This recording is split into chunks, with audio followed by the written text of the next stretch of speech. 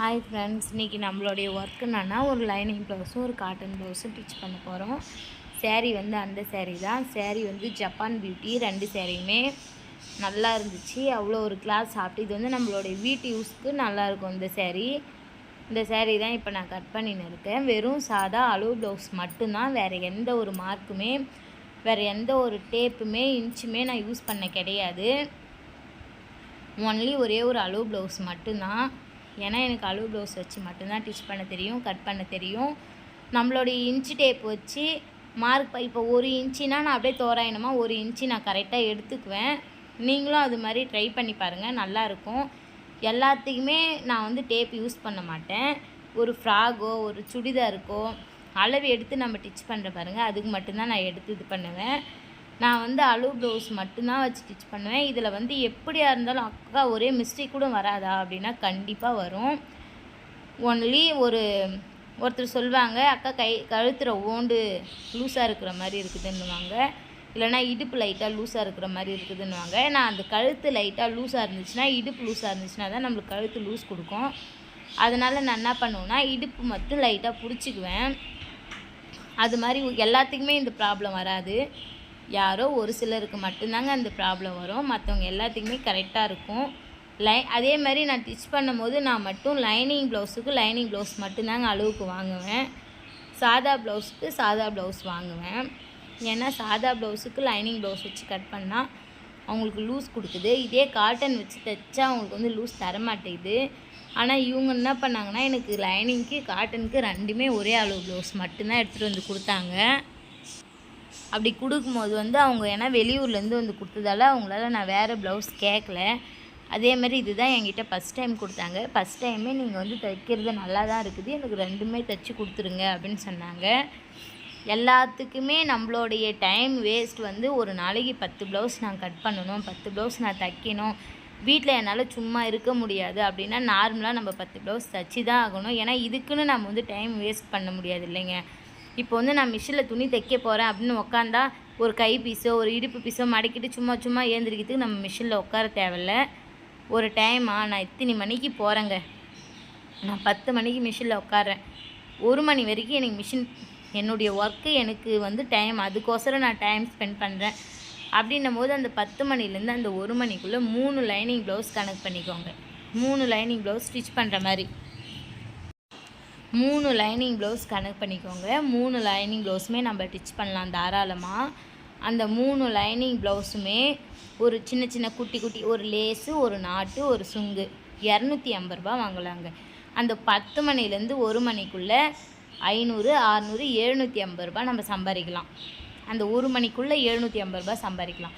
1 மணிலேருந்து நீங்கள் 2 மணி வரைக்குமே உங்களுடைய ஒரு லஞ்சோ ஒரு ரெஸ்ட்டோ இல்லை 2 மணி வரைக்கும் கூட, 1 மணிலேருந்து 3 மணி வரைக்கும் கூட நீங்கள் எடுத்துக்கோங்க.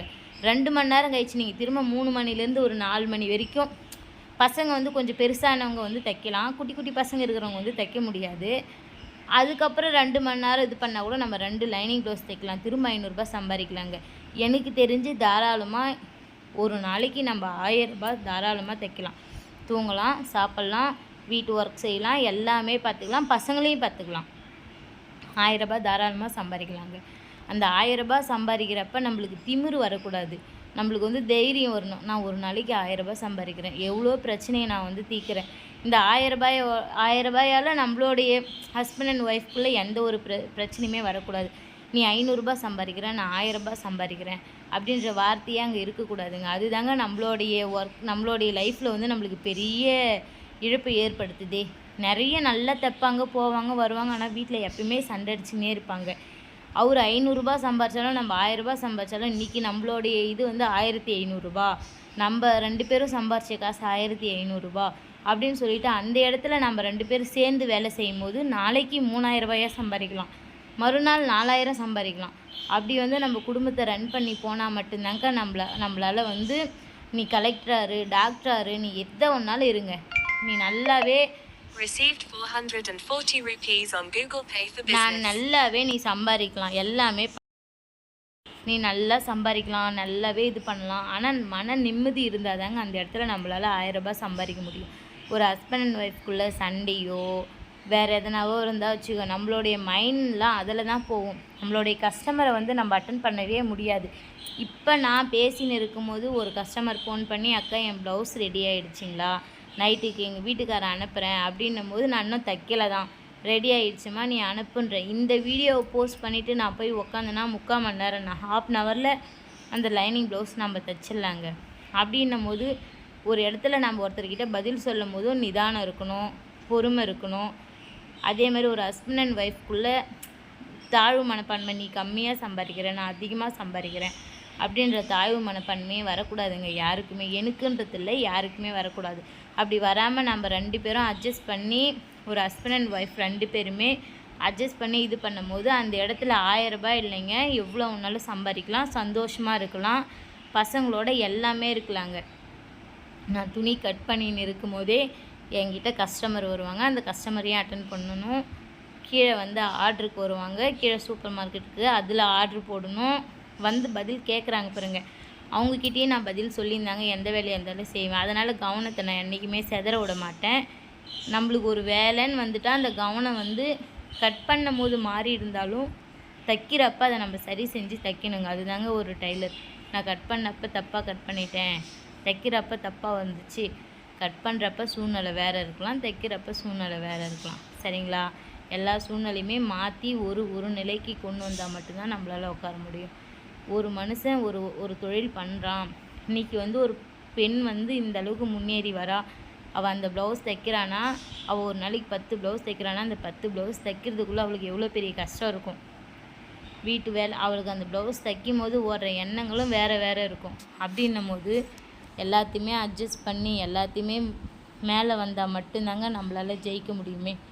பொண்ணா இதுவா, நம்ம வீட்டில் நம்ம ஹஸ்பண்ட் கூட சொல்லுவாங்க, நம்ம வீட்டில் சும்மாவே இரு, வீட்டில் வேலை செய்கிறேன், வீடு நீட்டாக வச்சுக்கிறேன், பெருக்கிறேன், க்ளீன் பண்ணுறேன், என்ன திரும்ப சொல்லுவாங்க, அது வீட்டில் சும்மா தான் இருக்குது அப்படின்னுவாங்க ஒரே வார்த்தை. எல்லா பொண்ணுக்குமே இந்த பதில் தான் கிடைக்கும். நீ வீட்டில் 1000 ஒர்க் பண்ணு, சும்மா தான் இருக்குது, வெளியில் கேட்குறவங்க அவங்க வீட்டில் சும்மா தான் இருக்கிறாங்க அப்படின்னுவாங்க. ஆனால் நம்ம கஷ்டப்பட்டு ஒரு கைத்தொழில் கற்றுன்னு வந்து நம்ம இந்த இடத்துல உக்காந்து ஒரு நாளைக்கு நம்ம 4 ப்ளவுஸ் சம்பாதிக்கிற காசை நம்ம என்றைக்குமே வச்சுக்க கூடாதுங்க.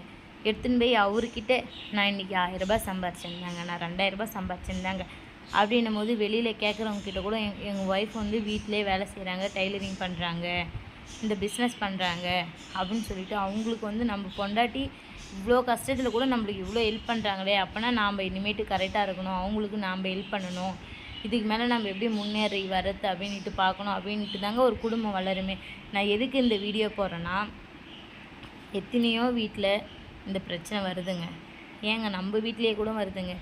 நம்ம எதனா ஒன்று கோவமாக அந்த இடத்துல பேசிட்டா, அப்போ நீ நிறைய சம்பாதிக்கிறியா, நீ கோவமாக பேசுகிற, அப்போ நான் சம்பாதிக்கலையா, நான் பேசலை அப்படின்னு சொல்லிட்டு சொல்லுவாங்க. அதெல்லாம் காரணமே கிடையாதுங்க. எல்லாமே நம்ம வந்து மனசு தாங்க நம்மக்கிட்ட காரணமே, சரிங்களா? இன்றைக்கி என்னால் முடியல, என்னால் நின்று கட் பண்ண முடியல, ஆனால் நான் வீடியோ போடாமல் விட கிடையாது, கட்டிங் போடாமல் விட கிடையாது. நான் உக்காந்து கூட அந்த இடத்துல என்னால் முடிஞ்ச ஒரு வீடியோ போடணும். ஏன்னா ஒரு யூடியூப் சேனல் ஆரம்பிச்சது வந்து எவ்வளோ கஷ்டத்தில் நம்ம ஆரம்பிக்கிறோம். 10 சப்ஸ்கிரைபர் கொஞ்சம் கொஞ்சமாக நம்ம சேர்த்து வரப்போ நம்மளுக்கு எந்த கஷ்டமும் நம்ம கண்ணுக்கு தெரியாதுங்க. என்னால் முடிஞ்சது இந்த வீடியோவை பார்த்து ஒரு 4 பேர் கற்றுக்குவாங்க அப்படின்றது தான் இந்த என்னை பொறுத்தின வரைக்கும். அளவு ப்ளவுஸ் இன்ச்சு இப்போ வந்து படிக்க தெரியாதவங்களும் இருக்கிறாங்க, படிக்க தெரிஞ்சவங்களும் இருக்காங்க. ஒரு கைத்தொழிலுன்றது சரிசமம். படித்தவங்களால் மட்டும்தான் கைத்தொழில் பண்ண முடியும் அப்படின்றதுலாம் கிடையவே கிடையாது. படிக்காமல் உனக்கு ஒன்றுமே தெரியாமல் இருக்கிறவங்களால கூட கைத்தொழில் பண்ண முடியுங்க. அது இது மாதிரி மட்டும்தாங்க பண்ண முடியுமே. நீ ஒரு இன்ச்சாக வச்சு அவங்களுக்கு புரியவே புரியாது. நம்ம அளவு ப்ளவுஸ் வச்சு அவங்களுக்கு சொல்லி கொடுத்து பாருங்கள், டக்குன்னு 10 நாளில் புரியுங்க. 10 நாளில் புரியும் போது நம்மளுக்கு வந்து ஈஸியாக இருக்கும் தைக்கிறதுக்கு. இன்றைக்கி வந்து நான் தைக்கிறேன் போகிறேன் வரேன்னா என்ன மாதிரி இந்த வீடியோவை பார்த்து யாருன்னா ஒரு ஆளுக்குனாச்சும் ஐயோ அந்த அக்கா அனுபவத்தில் சொல்கிறாங்க அப்படின்றது தோணும், சரிங்களா? நான் வந்து இந்த ஹஸ்பண்ட் அண்ட் ஒய்ஃபோட இது சொன்னது காரணமே அது தாங்க. ஏன்னா இது மாதிரி நிறைய வீட்டில் பிரச்சனை வந்துக்குதுன்னு நான் கேள்விப்பட்டிருக்கேன். அதனால் நான் சொல்கிறேன், ஈக்குவலாக இருங்க, 2 பேரும் சரிசமமாக நடந்துக்கோங்க. சந்தோஷமாக இருந்தால் மட்டும்தான் நம்மளால் ஒரு நாளைக்கு 10 ப்ளவுஸ் தைக்க முடியும். ஹஸ்பண்ட்கிட்ட சண்டை, பசங்கக்கிட்ட சண்டை, வீட்டில் பிரச்சனைலாம் இருந்தால் உன்னால் ஒரு ப்ளவுஸ் கூட தைக்க முடியாதுங்க, சந்தோஷமாக ஹாப்பியாக இருந்தீங்கன்னா உன்னால் 10 ப்ளவுஸ் கூட தைக்கலாம். இந்த வீடியோ பிடிச்சிருந்தா ஷேர் பண்ணுங்கள். இதில் வந்து உங்களுக்கு எதனா டவுட்டாக இருந்தால் எனக்கு கமெண்ட் பண்ணுங்கள். என்னோடய வீடியோவை சப்ஸ்கிரைப் பண்ணுங்கள். பாய்.